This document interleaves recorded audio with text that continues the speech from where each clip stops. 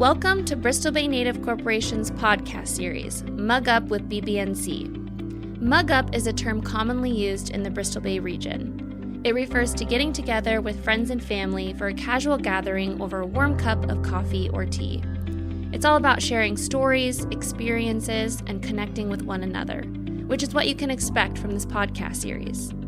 Mug Up with BBNC is hosted by Carmel Ingebretson, Kayla Wilson, and Carissa Larson from BBNC's communications team, where we sit down, enjoy a cup of coffee, and hear from BBNC employees, community leaders, and passionate individuals who are engaged in BBNC's mission of enriching our Native way of life. Whether you're a seasoned shareholder or a curious descendant, BBNC's podcasts are created to captivate, enlighten, and inspire. Thank you so much for joining us. Welcome back to Mug Up with BBNC, everyone. This is the third episode, and we really appreciate everyone returning or anyone new listening for the first time. Today, Carmel, Kayla, and myself are interviewing shareholder Montana Murphy. Montana is a previous intern, a scholarship recipient with the Bristol Bay Foundation, and one of this year's Marie Paul Student of the Year awardees. Hey, Montana. Hi, so nice to be here. Thank you for having me. So nice to have you. Welcome. Thanks for joining us today. Montana, do you want to just introduce yourself a little bit, maybe a little bit about your background, where you come from? So I was born and raised in Anchorage, and my family is from Dillingham, so that's where I'm tribally enrolled. And I graduated from Stellar Secondary, and I'm currently a senior at Dartmouth College, where I am double majoring in environmental studies and Native American and Indigenous studies. So cool. You're our Ivy Leaguer.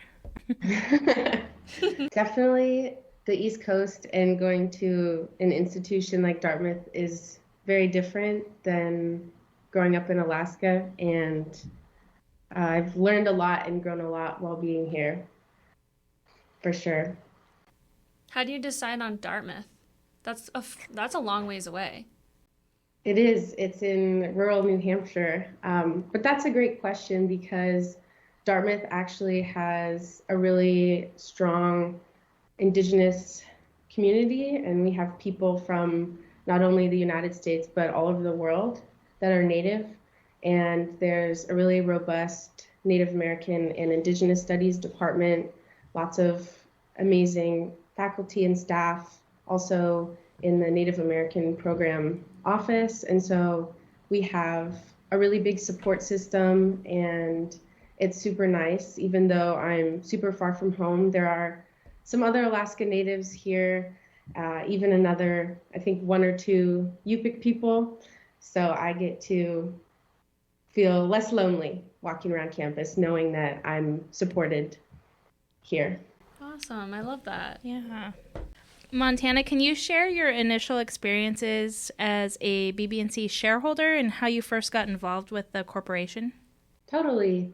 So I am only 21, so I am too young to be an original shareholder, but my dad and my grandparents willed me some of their shares when I was pretty young. So I've been a shareholder as long as I can really remember. And I've been super grateful. It means a lot to me to be a shareholder, especially so young. BBNC has been in my life for a very long time.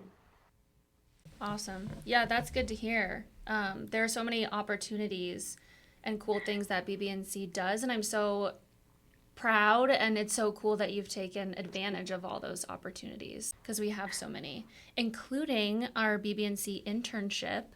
Can you tell us more about your internship? Like, what prompted you to apply?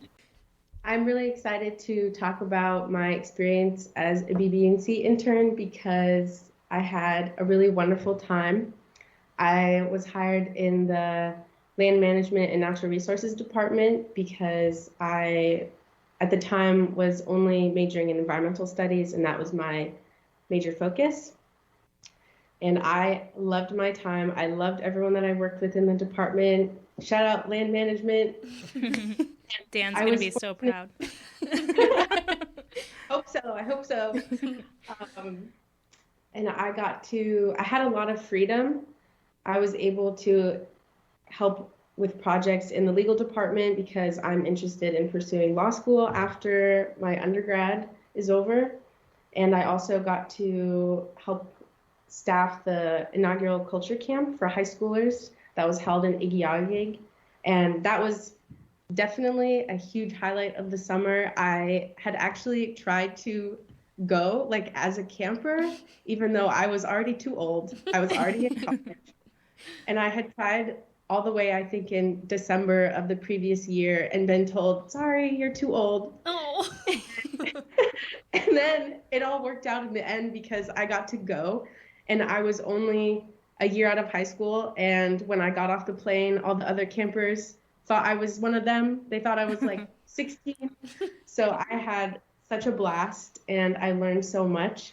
And the experiences that I had both at Culture Camp and working in multiple departments at BBNC have been things that I've drawn on since. And I've written countless applications to different programs and scholarships that reference my time at BBNC. And I think that it really has helped shape who I am today. And I sincerely mean that. That's so special. Yeah. No, that's so true. I love that. How has the internship helped you develop professional skills and networking opportunities? I like this question because the first thing it makes me think of is that I did not know how to dress professionally, or at least in a corporate setting, before my internship. And so I believe they gave the interns a stipend to go buy clothes, which was so generous and definitely needed. So I went thrifting with one or two other interns, and I bought a bunch of professional clothes, and I figured out how to dress, which is a basic skill, but I think necessary to learn what to wear to the office. And I also networked with so many people, including family members that I didn't know were my family members, who work at BBNC, which was incredible. And I've maintained the connections with people that I met while working at BBNC since I left. So this summer, while I was at home, I actually came to the headquarters in Anchorage, and I met with some people just to catch up and to talk about what I'm doing now and ask advice for the future. So that has been super incredible to maintain those connections and to even have new family. Not new, but reconnected, I guess. I reconnected with. Yeah, that's good to hear. I actually feel the same way. I did an internship in 2017, which seems like forever ago now, but I totally agree with everything that you're saying. It's like a whole new family. And it really does lead to opportunities that you never would have had if you didn't have the internship. So for anyone that is thinking about doing a BBNC internship, please do. If you're young, if you're older, if you just want to experience something new, please do it, because I haven't heard one bad thing about the internship. When I was first interned, I was really struck by how my impression of like a corporate lifestyle was that it was kind of incompatible with an indigenous lifestyle. But at BBNC, I was really impressed with how like our traditional values are incorporated and understood and supported. And it was the first time I felt like I could consider pursuing a career at a corporation. For example, like how people took time off to fish, or how much artwork there was, or just understanding of people's backgrounds. Like, I think that was a really important realization that I had. Like, I'd never really had the desire to work super corporate until I came to BBNC and figured out that it was a possibility to have both, I guess. Oh, yeah. I think that's really unique to BBNC too. It's that like we're surrounded by our culture and reminded of our values, so it does make it a lot easier to come to work and live the corporate lifestyle. That's a big thing for me too. Yeah, that's good. Chris's pretty new. She's been here for a little over a year, so yeah, that's good to hear. Plus all the fish dip, Yeah, exactly. True. and the native foods that we get to snack on pretty regularly. Yeah. Like we just had some fish head adobo this afternoon that Leslie made. Yeah, and Carmel brought berries the other day. Oh yeah, Oh, we had yeah. a gouda. Like fresh agouda. Well, Montana, you're just gonna have to become a lawyer and then come work for us. I told Ethan I was coming for his position when I saw him. That's awesome. Remind me when your internship was. I was an intern during the summer of 2021. Okay, cool. And I want to point out that in your internship, for our followers that don't know, Montana has facial tattoos. And you didn't have facial tattoos during your internship. And then the next time I saw you, you had facial tattoos, so indigenous facial tattoos. So can you kind of tell us like a little bit about what they look like for our followers who are just listening, and then kind of tell us like the story behind them? For sure. I love to talk about my traditional tattoos. It's my favorite thing in the whole world. So I was thinking about getting my chin tattooed during my internship, and I'd been thinking about it for about a year prior to then, but I was really unsure. I had all of these really serious questions that I think a lot of people who are considering traditional tattoos have to answer for themselves. Was I ready? Did I know enough? Was it the right decision for myself and for my community? And when I was at BBNC, I was still working on finding those answers for myself. And when I was actually at Culture Camp, I had this really profound moment during one of the activities where I had this almost like a dream or a vision one day all the way back in the spring in, I believe it was April, about getting 6 dots on either side of my chin to represent all the generations in my family that we can trace back to since the influenza epidemic of 1918, which is as far back as we can go in my family. And then I had no idea about the exact design, but when I was at Culture Camp, there was a piece of paper during this painting activity that had all these symbols and their meanings. And at the very end of the paper were 3 dots, and it said ancestors on as the meaning next to it. And I had this really, really special spiritual moment then, and I kind of freaked out, and I had been waiting so long for the feeling of being ready and knowing what I was going to do and what I was going to get. I knew in that moment that I was on the right path forward. And so I came home and I spoke to Holly Nordlum, who is an incredible woman. She's from Kotzebue, and she does a lot of traditional tattooing for Yupik and Inuit people. And I spoke to her and I said, I'm only 19, and I know that there's a lot of really serious conversations that go into getting facial tattoos, but I feel ready and I've done all this work.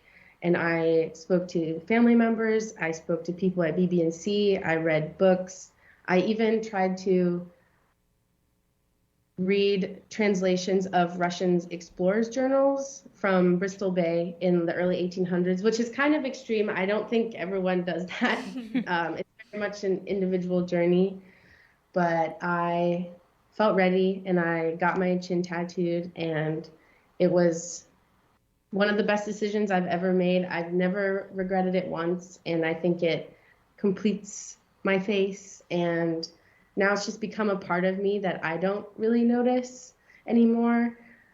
But when I look back on old photos, there's something off. And then I'm like, oh yeah, this was before September 2021.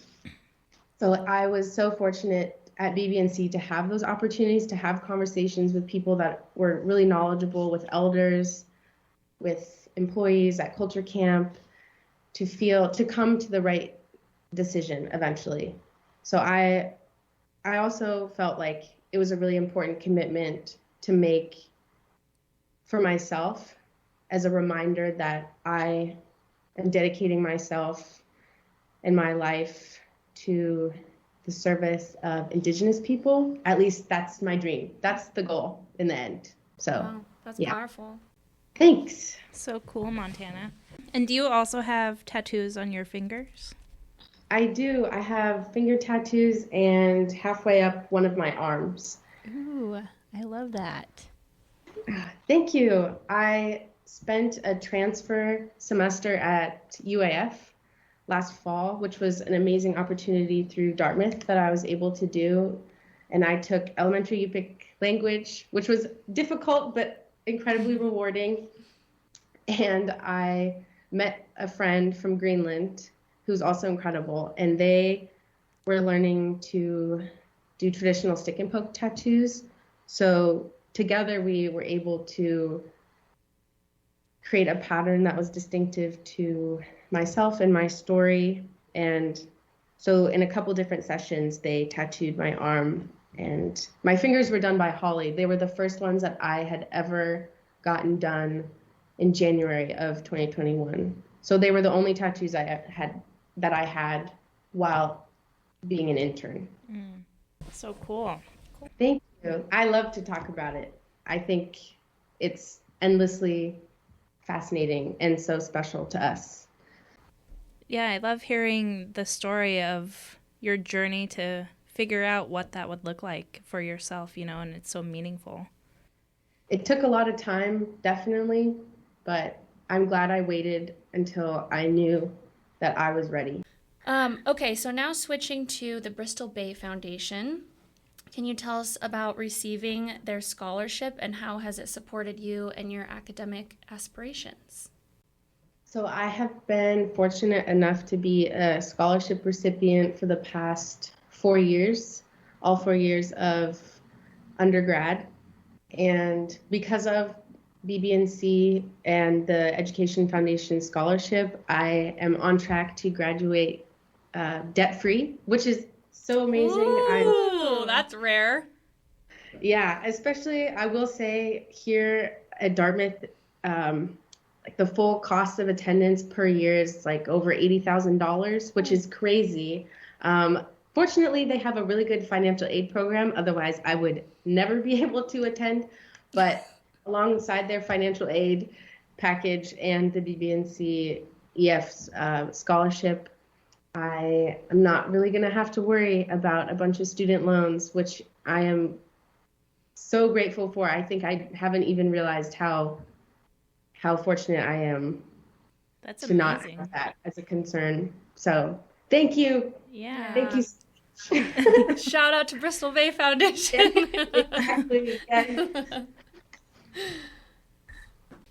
Yeah, they are such a great resource for our students, and they recognize that emergencies come up in our students' situations, and they also offer like an emergency scholarship. I forgot what the traditional word is for that. Mm-hmm.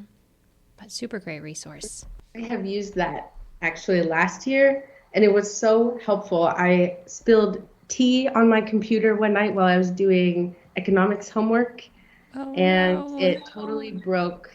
But I was able to apply for the emergency funding and have the cost of my laptop being fixed at school covered, which was so amazing. I remember thinking how fortunate I was in that I did not have to tell my mom what was missing, all the money that was missing from my bank account. So I'm also super grateful to that resource as well. That's so cool. Well, congratulations, Montana, on being named the Marie Paul Student of the Year. So the Student of the Year Award recognizes a student who has demonstrated leadership, made a significant contribution to their community, and has maintained high standards of academic achievement. And our award this year is, and moving forward, is honoring our late board member, Marie Paul, who was a longtime board member for BBNC and also the Bristol Bay Foundation, formerly the BBNC Education Foundation. But she served as president for the board for many years and just always supported our youth and our students and our cultural heritage and so much. And so we're really honored to honor you with the first Marie Paul Student of the Year Award. What does this award mean to you? It's such an honor. I am so grateful. I remember getting the call and just being in shock. The only thing I said was, "Thank you, what the heck?" Wait, did you know that you had been nominated? No, I didn't. Oh, I had no wow, idea. okay.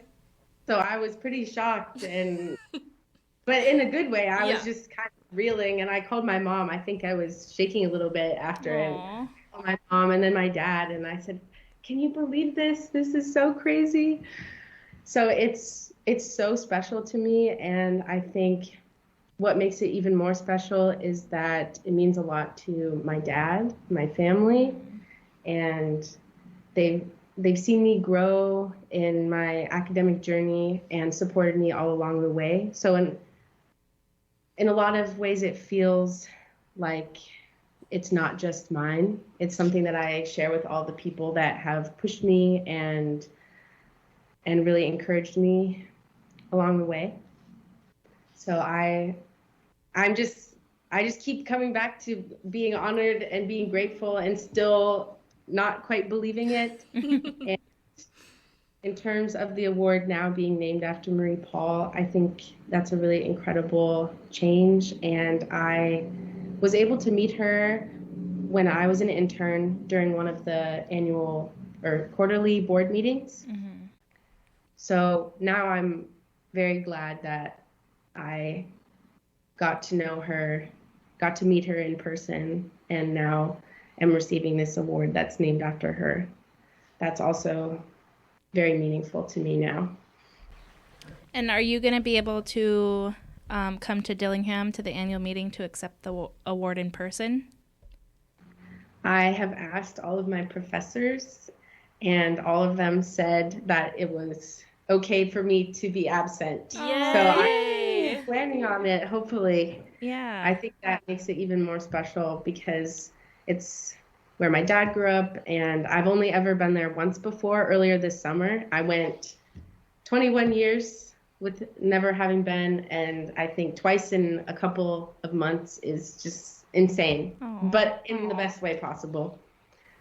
Cool. Yeah, for those that don't know, all the shareholders of the year, they, wherever our annual meeting is that year, they go to the annual meeting and they accept an award and they accept an honorarium. So it's a pretty big deal. You get to go up and give a speech.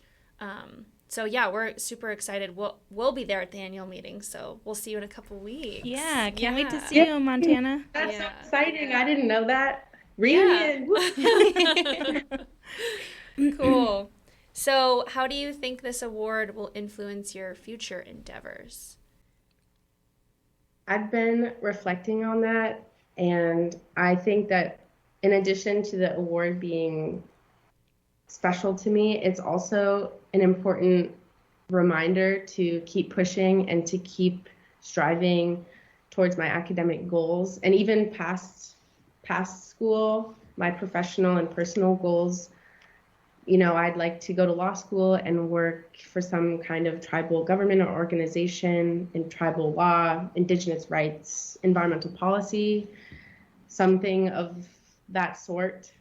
And to receive something as incredible as the Student of the Year award reminds me that when I'm struggling, you know, I've done a lot to come as far as I have, and I still have a lot left in me, and I have a lot of aspirations for what I can do in the future to leave our communities better than when I was born, I suppose. And so I think this award will stick with me. And, you know, the days that I really don't want to write a paper or I'm struggling on a test, I think this will always be there to say, you've done it before, you can do it again, keep going.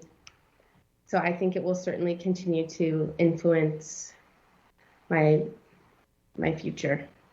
Wow. You're such an inspiration, Montana. You're such an incredible person. Oh, no. You are. I mean, you're so driven. Yeah, and you're so young, Yeah. you know, to be so driven at such a young age. You really are, like Kayla said, an inspiration to not only our youth, but even to us. Yeah. So keep it up. To be that young and just think, like, I can tell that you want to make a positive change in, like, Indigenous communities. And you're going to do it. There's no Yeah, way you're not going to make an impact on our people. So yeah, it's cool to hear. Good job. Oh, thank you. That means so much more than you know. There are a lot of days that I really struggle and I feel like I am not living up to the person that I want to be, and I'm not doing as well as I want to in school and outside of school. And so I think it really means a lot to have other people in my community be supportive and encouraging and remind me that I can do what I want to do. And I've been so blessed in my life to have the support of really amazing family and friends and people here at Dartmouth in my college years. Without them and without having a stable support system, I would not be who I am today, and I would certainly not do as many things that I'm doing. And so I always come back to being grateful for them, because if they hadn't loved me and supported me as much as they have, I would in no way be sitting here talking with you now. So it's thanks to them, I think, that I have the ability to dream what I dream. I love it. So cool. Thank you. So with it being your senior year, do you have any plans for after you graduate yet? I do. So I am part of a pre-law program that is designed to have us apply next fall and start law school during the fall of 2025. And so right now I'm going through the LSAT tutoring, the tutoring for the big pre-law school test that everyone has to take to get into law school. I'm in that portion of this program, and so I'll have about a year off, and I'll maybe come home. It's been incredible to be on the East Coast, but it's nothing like being home. When I'm here, I miss it, and when I'm home, I feel grounded, and I know I'm where I belong. So I think before I leave again to law school, I want to come home for the next year, and who knows, the world is my oyster. Kind of. It is. Where do you think you want to go to law school? Do you have some top schools in mind? That is a fantastic question that I have absolutely no clue how to answer. Yeah. I know that University of Arizona has some really good federal Indian law courses, and I believe some Native faculty, as well as I believe UCLA and Stanford. So honestly, I think wherever gives me the best financial aid, probably in the end, because I'll be a lawyer no matter whatever law school I go to. But it would be nice to go somewhere that has an Indigenous community, because I think there's certainly a lack. There's a need for Indigenous people in law. And so wherever I go that has a community would be fantastic. So hopefully I'll get back to you on that. Yeah. Well, we're rooting for you. Thanks. I need it. A lot. So Montana, can you tell us a little bit about your thesis you're working on? Yeah, for sure. So I'm really, really stoked about it. I am working on it from the beginning of this fall term all the way until the end of spring, right before I graduate in June. And instead of a traditional written thesis, which is about 100 pages or so, it varies from each department, but I'm going to do a project-based thesis instead, which is very unique, and I'm so fortunate that the Native American and Indigenous Studies department has been supportive of that idea. So my plan for the year is to learn how to wood carve, because Dartmouth has a woodworking studio. So I'm going to learn how to wood carve, and along with some family and some other people that I've met throughout the past couple of years, I'm going to compose a song and sing and record it, which I'm nervous for, especially because I am not a good singer at all. But I will figure it out. I'll learn. And I'm going to choreograph a Yupik song. So at the end of my thesis, instead of a presentation with slides about research or whatever my 100-page document was about, I'm going to do a Yupik mask dance performance. And I am so excited because to me it doesn't feel like work, because it's something that I'm so interested in and that I love so much. And it is so deeply personal that I can't wait to get started and learn more. I think there are a lot of important conversations that need to happen between me and other Yupik people about what it means for me to pursue a project like this. But that's part of why I'm doing it, is because it's definitely unique. I don't think anyone at Dartmouth has done anything like this before. It's very specific to our tribe and our traditions, and it's something that I'm looking forward to participating in, and I can't wait to share the video. Hopefully it'll be recorded and I can send a video to you next time. We'd love to see it. Yeah, definitely. And then maybe you can come and teach it to us in person. Oh, ooh, that would be cool. I don't know. That's Maybe one of our future intern groups, you can Yeah. come and participate and teach them. That would be crazy. Yeah, thank you, Montana, for sharing all of your experiences. I think you are a great inspiration for our young shareholders who are listening. Yeah, thank you. That means a lot. I don't really know how to say this eloquently, but I think on paper, like on a resume, I sound accomplished, and I think it seems like I've done a lot, and I feel like I should be more proud and like be more appreciative of the things I have accomplished. But I think outside of a piece of paper, when it's my real self and my own real thoughts, I experience so much self-doubt, and I often feel like I don't live up to what's on that piece of paper. And so I think it's important for me, you know, when talking about younger people or what's inspiring, to remind younger students that everybody struggles, no matter how accomplished they seem. Everyone has self-doubt, and it's okay to fluctuate in terms of self-confidence and where you're at in your life. But I think oftentimes I am intimidated by people who and like their long list of accomplishments, when it's so much more helpful, like from my professors, to hear them express their self-doubt and to hear them say that they also procrastinate and get anxious. You know, that is much more reassuring to me, I think. I don't really know. I think you explained it really well, and I think it is an important message because, you know, everybody struggles and everybody has those thoughts of, you know, those less confident moments. So I think that's a really good message to send to our youth, and not only our youth, but just our shareholders and our people in general. You know, it's just like what they say, you know, people post their best things on social media. You don't see the struggles or the obstacles they're overcoming behind the scenes. So I think that's a really good message, and I think you stated that really well. Yeah. No, I think it's a good reminder, too. I mean, we're always going to be, like, the most self-critical of ourselves, you know? And not all of us are going to be, like, confident and happy, like, every day.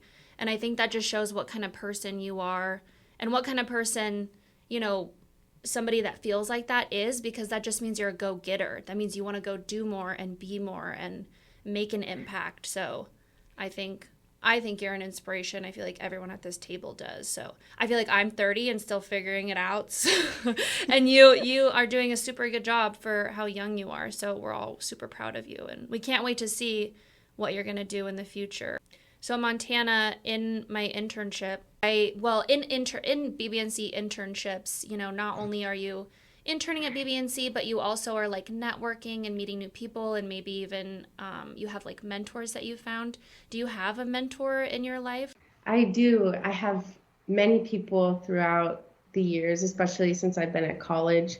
But I think the first person that comes to mind is my stepmom, Jolene, who is the most incredible Yupik woman I've ever met. She is a first language speaker. She's a board member of her regional corporation. She has done such incredible work during her career, and she knows how to dance super well. And I always watch her and wish that I was dancing with her whenever I've seen her perform. And I think that she carries so much knowledge from her parents and from her village and her family. And I really look up to her in the way that she carries herself, because I think that she exemplifies a lot of cultural values of our people. And so I look to her for a lot of guidance, specifically on what I should do and what areas of work I should pursue, where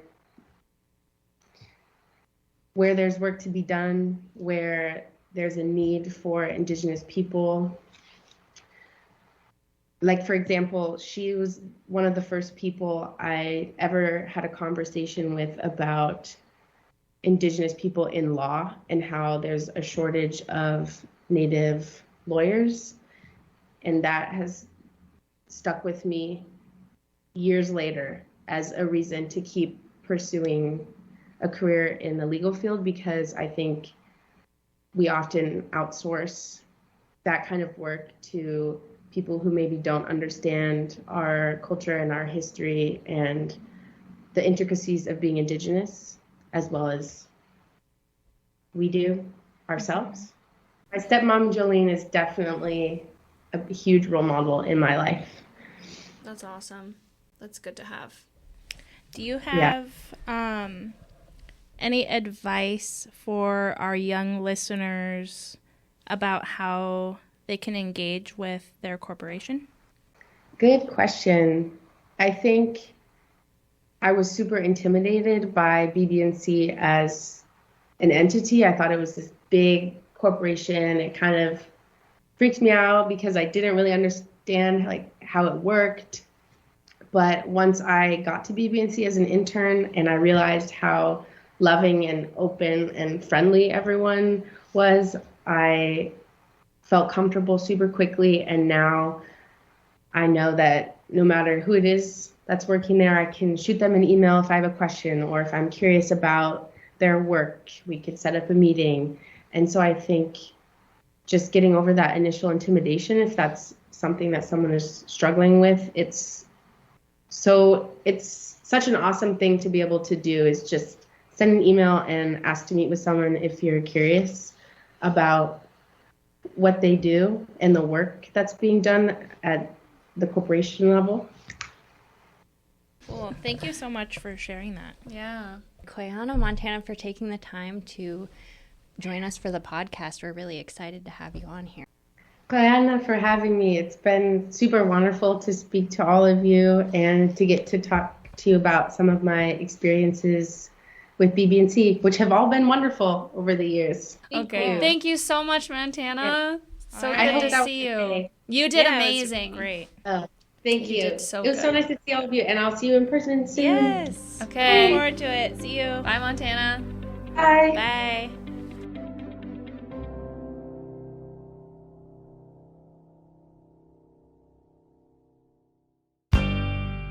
We are the shareholders of Bristol Bay Native Corporation. We each have stories to tell, histories to make, and gifts to give. Each of us unique, sharing our strengths toward a single shared purpose: to steward our region and our native way of life. We are the shareholders of Bristol Bay Native Corporation. But we share so much more than a corporation.